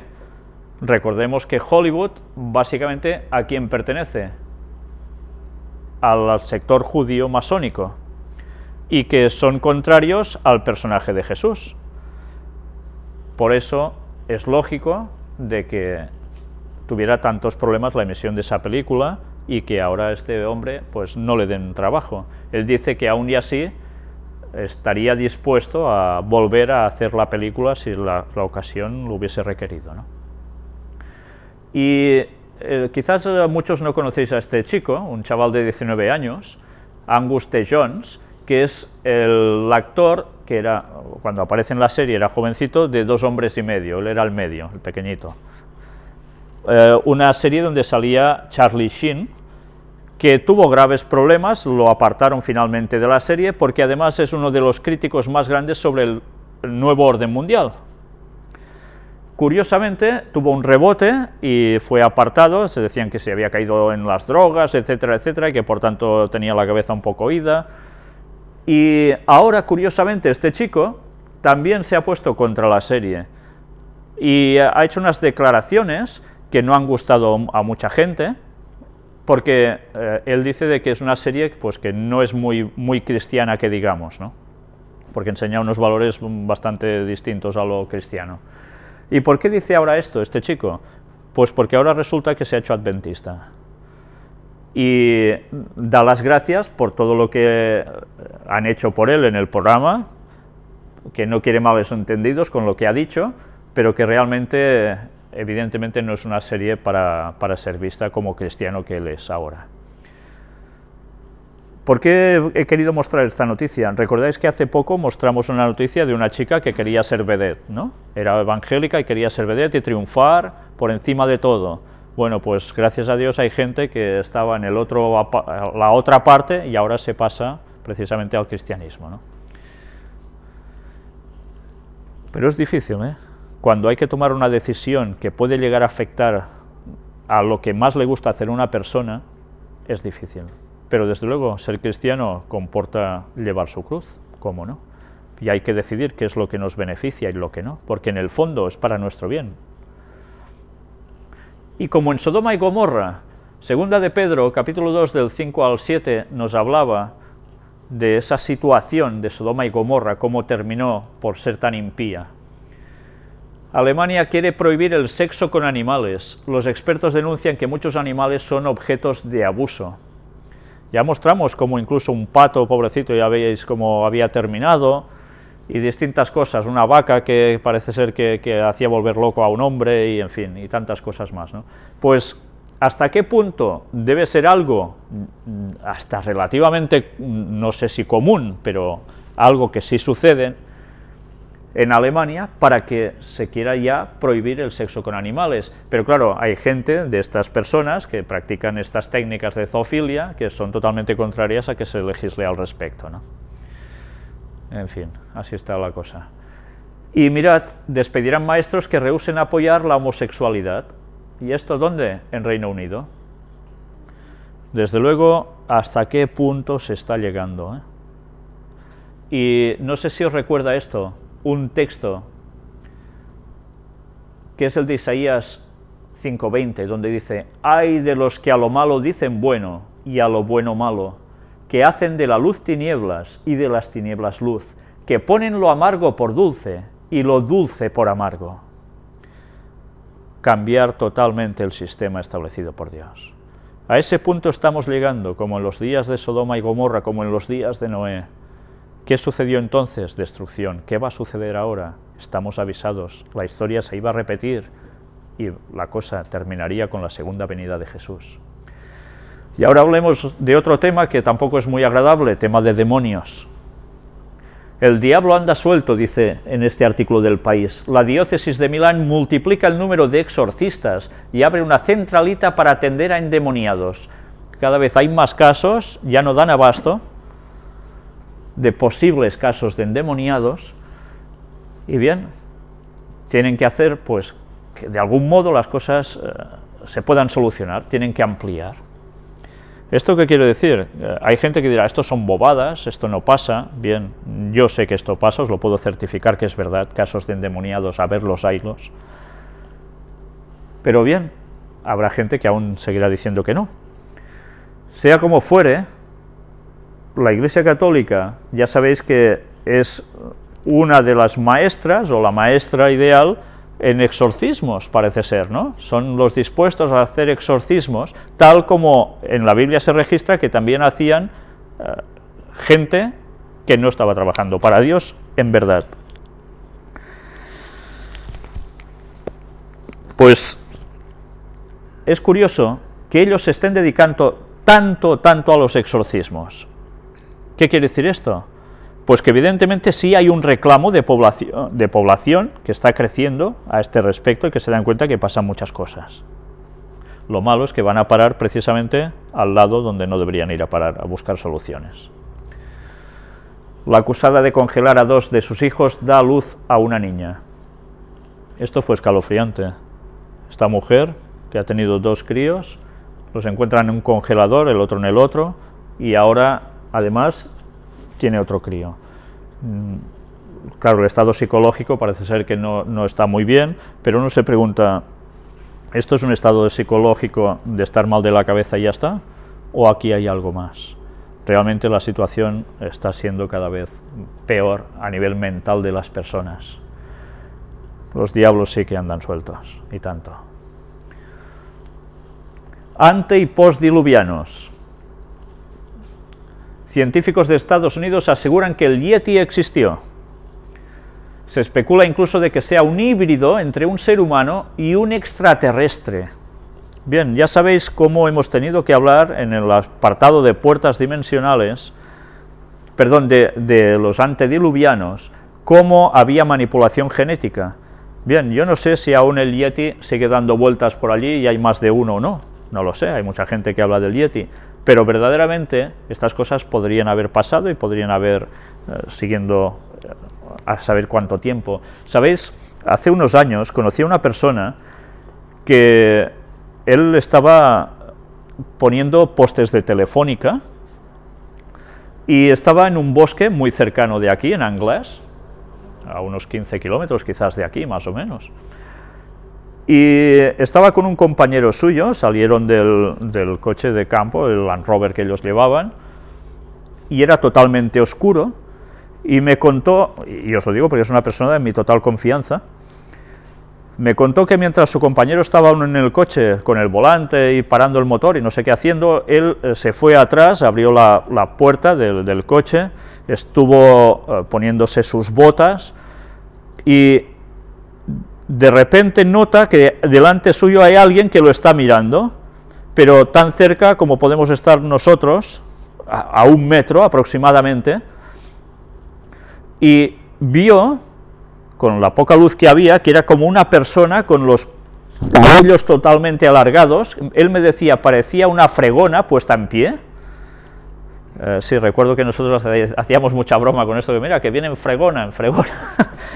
Y la verdad es que él dice que era realmente seco, que se lo quedó mirando fijamente, y cuando vio que él lo miraba, ¡fum!, se fue corriendo a una velocidad tremenda entre el bosque. Él dice que se quedó tan atónito que su amigo baja, abre la puerta, va hacia él y se lo queda mirando, y ya le vio la expresión y el color de su cara, que ya no eran nada normales, y dijo, ¿qué te ha pasado? Bueno, dice que al cabo de un rato le dijo, de tanto que le costaba hasta poder decir las cosas de lo que había visto, ¿no? Bien, hay cosas que realmente son inauditas. ¿Qué fue? Pues yo no lo sé. Él tampoco lo sabe. Desde luego no era una fregona con patas. Pero sea lo que fuere, realmente podrían haber casos aún de cosas que desconocemos, de híbridos o a saber qué, que aún estén pululando. Pues no lo sabemos.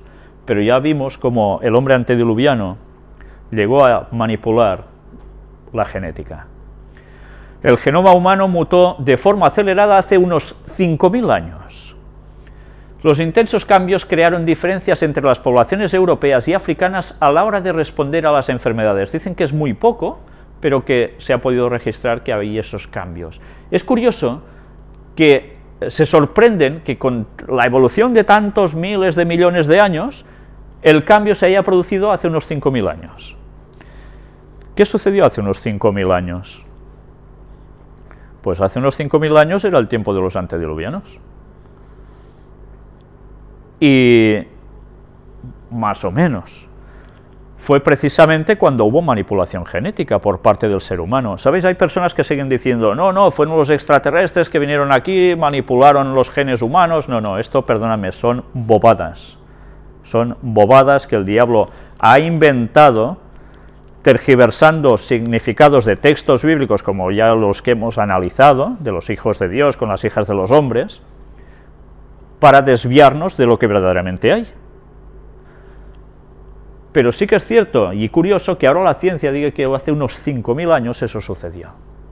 ¿Os dais cuenta hasta qué punto, hasta la misma ciencia que niega las cosas de Dios a veces, resulta de que le está dando la razón por otro lado? Si nosotros no hubiésemos tocado ese tema en profundidad, esta noticia quizás nos hubiese parecido, una más, ¿no?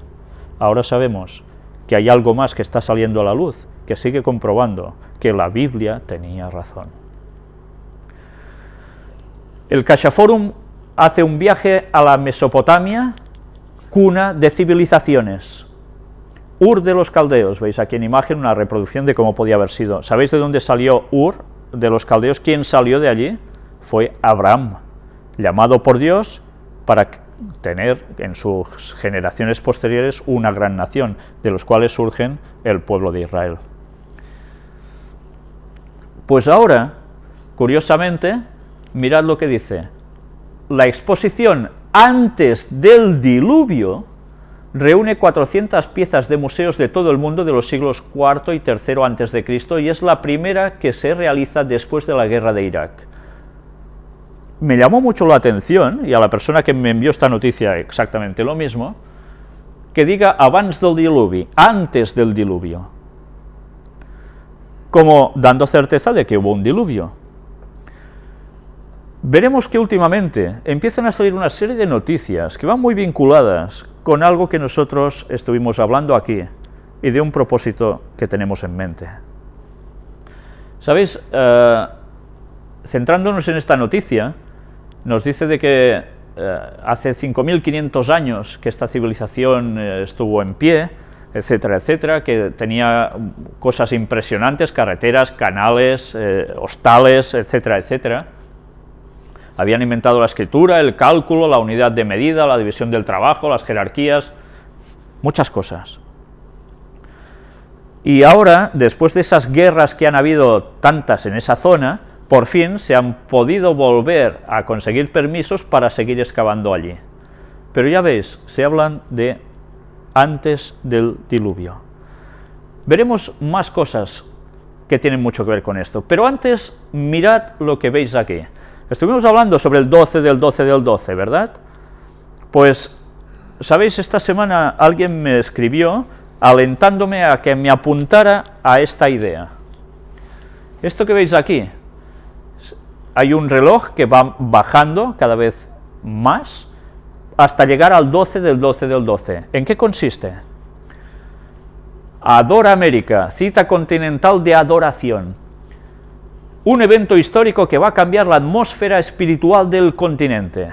¿Va a cambiar la atmósfera espiritual del continente? ¿Qué quiere decir esto? Que hay un cambio de conciencia, ¿no? ¿Sabéis? A la persona que me lo envié le pregunté, curioso, porque estas personas son de grupos evangélicos pentecostales, básicamente, y se quieren unir con gente de toda América, desde arriba hasta abajo, y de otros países del mundo, extendiéndolo tanto como sea posible, para que todos adoremos en ese día especialmente a Dios. Claro que se puede hacer cada día, pero todos juntos en ese día. ¿Recordáis que estuvimos hablando del 12 del 12 del 12? No solo del 21 del 12 del 12. Según estas personas que están puestos en movimientos de nueva era y que tienen aspiraciones cósmicas, planetarias y demás, resulta que para ellos este día es un día de cambio de conciencia. Yo le pregunté, ¿y por qué han hecho precisamente esto para este día?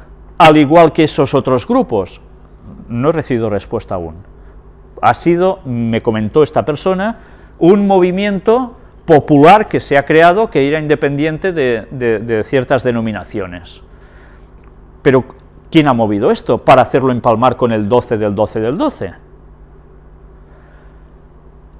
¿Un cambio de atmósfera espiritual? ¿Sabéis? Dicen que es necesario que ese día acontezca esto para que el día 21 suceda lo otro tan esperado. Yo me pregunto, y os pregunto, ¿a esto se le llama ecumenismo? Porque no importa lo que tú creas, tu doctrina sobre la Biblia, sus creencias, pero hay que estar todos juntos sí o sí para alabar a Dios en ese día. ¿Y se puede alabar a Dios la verdad con la mentira? No, no puede ser. No hay comunión de la luz con las tinieblas, dice el texto bíblico. Esto no quiere decir que haya gente muy sincera haciendo esto. Pero desde luego, estas personas deben conocer la verdad, y si se conoce la verdad no se puede participar de esto, al menos que se rechace la verdad, o se ignore.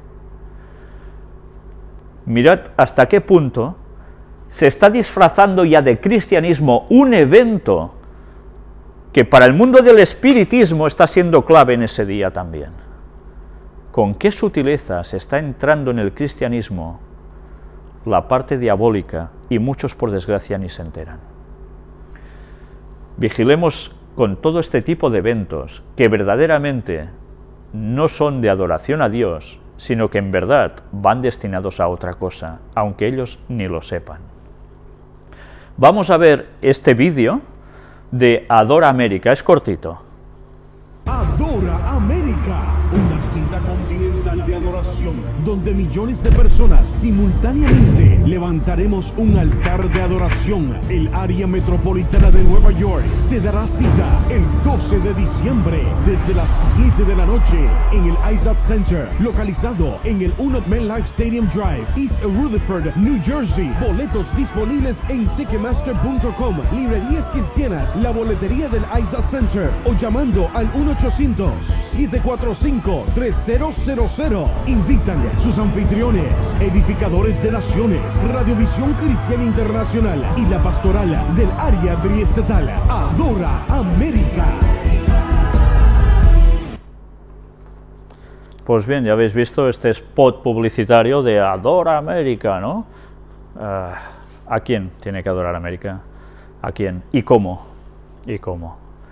Pero ya sabéis que precisamente estos movimientos populares son los que la profecía dice que van a hacer una presión sobre el gobierno para que el gobierno termine imponiendo precisamente el ¿qué? Pues las creencias en el Estado y que se apliquen ciertas leyes sobre la población. Y estos son los pasos necesarios que deben cumplirse para que este momento llegue. Y eso va a llevar precisamente a la ley dominical.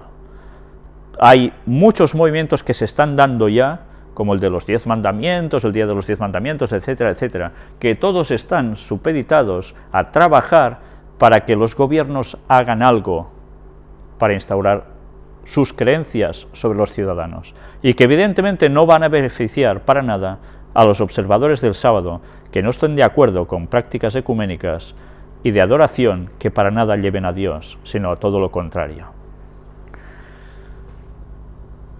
¿A qué nos va a llevar todo esto?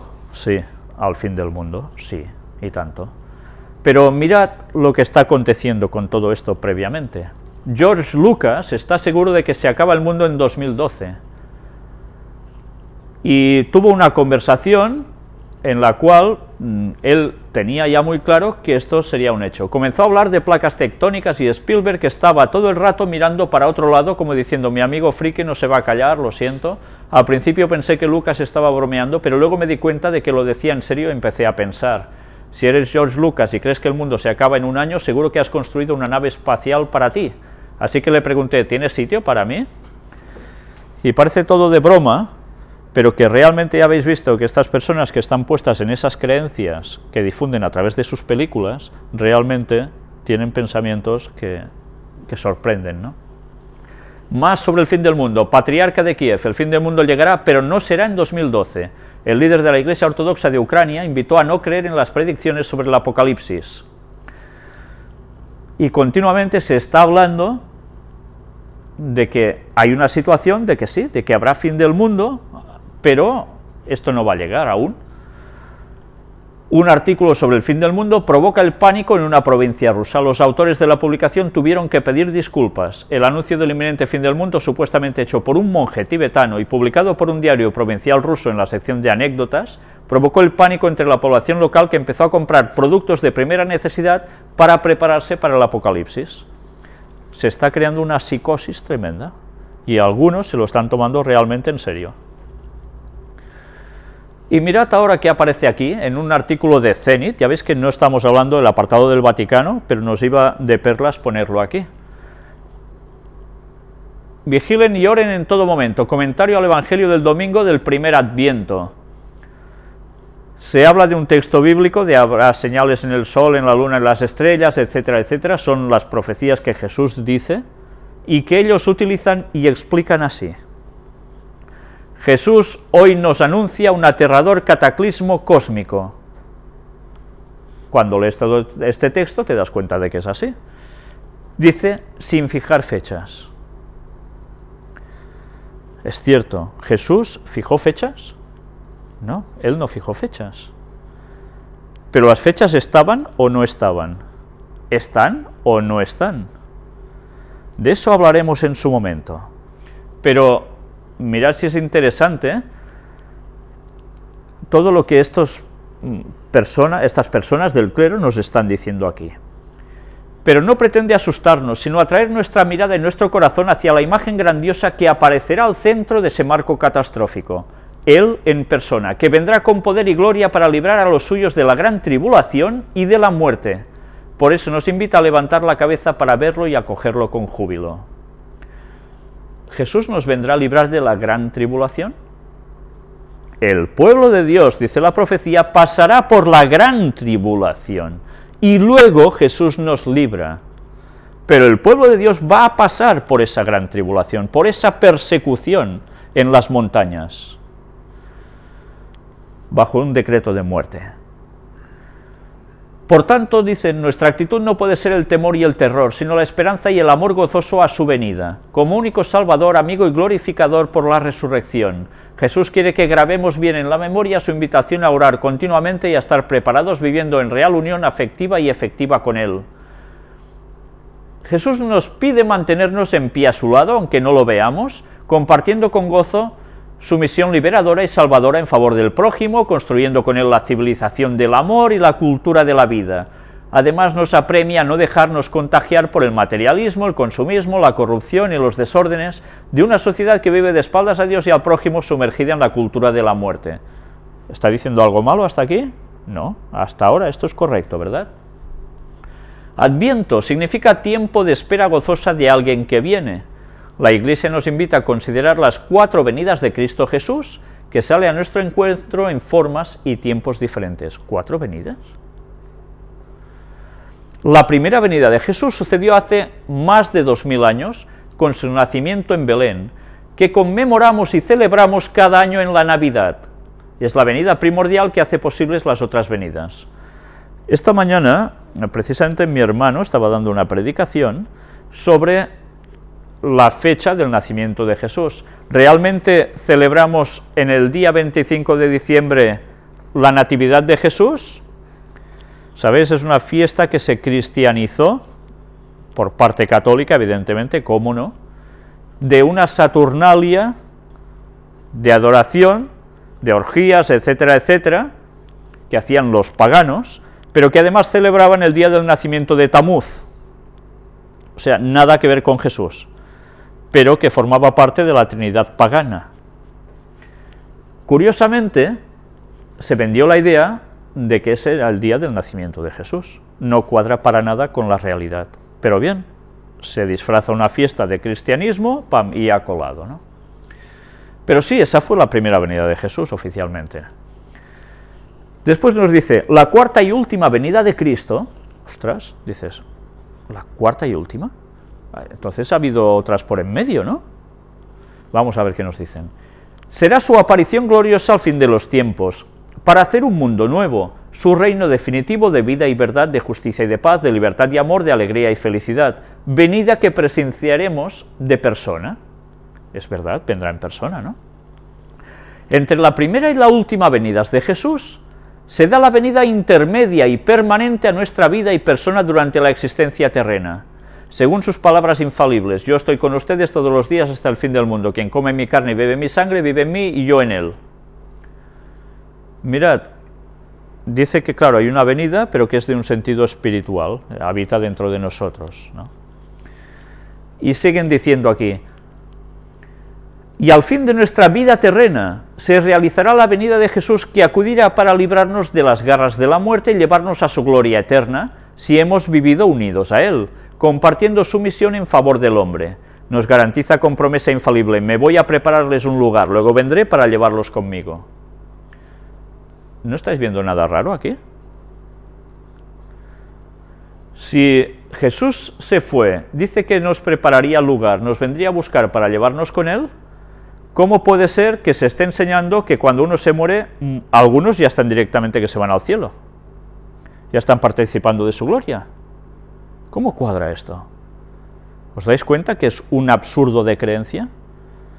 Si Jesús tiene que venir a resucitar a las personas para llevárselos al cielo, ¿qué va a hacer con los que ya dicen que están en el cielo? ¿Los va a bajar a la tierra para que vuelvan a hacerlos y otra vez se los lleva?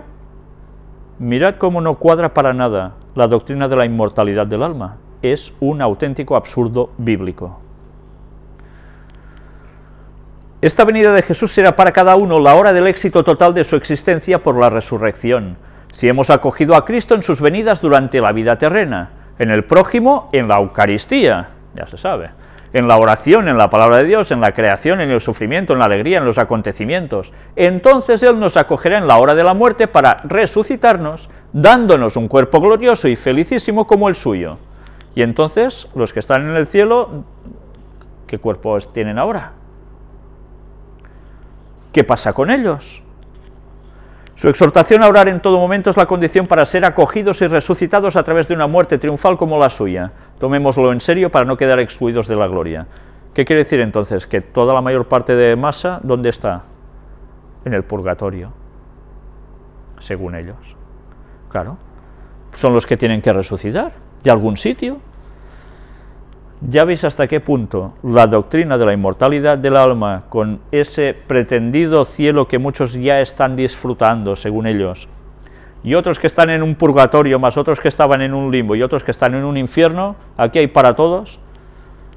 Resulta que bíblicamente, solo en esos textos, ya se ve que es una auténtica patraña.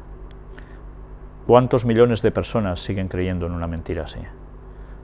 Todo porque no estudian sus Biblias por ellos mismos, con oración. Y bien, antes os he dicho de que están saliendo una serie de temas que curiosamente llaman mucho la atención. Vamos a hablar sobre el Arca de Noé. Bien, aquí ya veis la fotografía de lo que es el Arca de Noé en la actualidad. Está así. Un chino gasta sus ahorros en un arca para sobrevivir al fin del mundo. Y ha invertido unos $160.000 en la peculiar construcción. Yo no entiendo mucho cómo puede ser esto. Si este chino hace un arca para salvarse de un diluvio, del fin del mundo, si es el fin del mundo, es el fin del mundo. Entonces, por más barquitas que se hagan, no se va a salvar. Pero lo curioso es que si él cree que va a haber el fin del mundo y hace un arca como la de Noé, no ha leído o no sabe de que en la Biblia dice de que la primera desgracia de este mundo fue por diluvio, la segunda será por fuego. ¿De qué le va a servir el arca? ¿Para hacerse un pollo frito? Total, que ya veis que cómo conviene saber lo que realmente dice la palabra de Dios. Pero ¿qué más está saliendo sobre el arca? Russell Crowe, Noé, ecologista chiflado o un héroe de la fe. Ahora resulta que se va a hacer una producción de Hollywood sobre Noé, pero que además lo van a pintar, dicen por lo que se desprende del guión, como un poco chiflado ecologista. Nada que ver con el relato bíblico. La persona que ha sacado a la luz el argumento de la película dice que no sabe si al final harán cambios al respecto, pero que realmente nada que ver con lo que realmente es. Curiosamente esto está saliendo ahora. ¿Sabéis? Cuando Ron Wyatt iba a encontrar no el Arca de Noé, sino el Arca de la Alianza, y él no tenía ni idea de que iba a ello, Hollywood también sacó una película, ¿la recordáis, no? Indiana Jones en busca del Arca perdida. Satanás siempre jugando para desvirtuar lo que realmente va a hacer Dios, o hace Dios, utilizando a personas. Y ahora que nosotros, es que a mí me sorprendió, lo estuve comentando con un compañero nuestro, el que precisamente ahora está llevando la televisión en directo, dijimos, es curioso que empezamos a sacar todo lo de Ron Wyatt a la luz, hablando sobre el Arca de Noé, que si Dios quiere se va a hacer esa expedición y participaremos, etcétera, etcétera, y ahora empiezan a salir una detrás de otra cosas sobre el Arca de Noé, para desviar una vez más la atención hacia otro lado. Yo no sé lo que Dios nos depara, no lo sé, pero verdaderamente empieza a dar que pensar. Y aquí veis algo más. ¿Qué es esto? Un arca de Noé enorme, con animalitos que no son de verdad, y que está atracada en un puerto. Distintas imágenes. ¿Sabéis qué es esto? Pues es un hotel que se ha construido también de superlujo. Claro, tiene unas diferencias con el Arca de Noé de verdad, y es que además pues tiene habitaciones de lujo, tiene restaurante, etcétera, etcétera. Pero todo ahora está saliendo a la luz sobre el Arca de Noé. Mirad, El Arca de Noé seguro que no, no estaba con estas vitrinas hacia afuera tan bonitas, ¿eh? Era más práctica en su momento. Y tampoco creo que estuvieran a pie de rey Noé y su familia. Ya veis que incluso como decoración en la mesita, un arca aquí, en fin, y animalitos en el cuadro, ¿eh? Pero bien, ya veis, qué curioso que ahora esté saliendo todo esto a la luz. Bien, vamos a terminar este apartado de noticias, pero he seleccionado un testimonio que he recibido esta semana y que me ha llenado de satisfacción. ¿Sabéis? Claro, ya sabéis, soy catalán, soy de aquí, y lógicamente uno siente gran cariño por cualquier persona, sea de donde sea, y me alegra mucho cuando me escriben personas de cualquier lado de este mundo. Pero sabéis, nosotros, no sé, por la situación que se ha dado en este país, estamos rodeados de muchas personas catalanas, o gente emigrante que está por aquí, pero básicamente los catalanes, que están siendo muy, pero que muy ateos, o que sencillamente no se plantean nada en esta vida. Hay que son muy católicos, pero eso ya es más en los pueblos prácticamente, pero en las ciudades, la mayor parte de gente, nada, no creen nada. Y es muy difícil que el Evangelio les llegue. Gracias a Dios, a través de estas conferencias, estamos viendo auténticos milagros en personas de la propia Cataluña que se están convirtiendo a Dios. Y eso a mí personalmente me alegra muchísimo, porque no es lo mismo que ir a una cultura donde la gente ya cree en Dios, que luego necesita el matiz de la verdad, pero que ya es creyente. Aquí eso no pasa. Y cuando recibo un testimonio de alguien que es de aquí, pues comprended que para mí aún es más fuerte el impacto debido a esta situación. Pues bien, este testimonio es el que os quiero mostrar hoy, está en catalán, os lo voy a traducir. Hola Víctor, solo quería agradecerte, o agradecer el buen trabajo que me ha ayudado a aclarar dudas que tenía respecto a mis creencias, las cuales han estado forjadas por la experiencia personal y la educación católica de mi infancia. Ya te puedes imaginar el poti-poti, ¿no?, de todo esto. Lo he cortado aquí, continuaba diciéndome unas cosas, además esta persona se ha ofrecido a ayudarnos en lo que haga falta, cosa que agradezco muchísimo. Ya veis, es un testimonio muy corto, muy conciso, pero que a mí me ha llenado de satisfacción, y más cuando precisamente esta persona hoy está aquí entre nosotros. Por eso podemos estar muy contentos una vez más de que gracias a Dios el Espíritu Santo está utilizando estas conferencias para seguir atrayendo personas a Dios. Bien, pues quiero que participemos juntos de esta alegría que esto conlleva y de tantas otras personas de todas partes del mundo que siguen acercándose a Dios con todo esto, y como es el caso de algunos de vosotros aquí. Vamos a hacer un leve descanso y enseguida pasaremos a la parte de puertas dimensionales porque hoy vamos muy mal de tiempo. Gracias.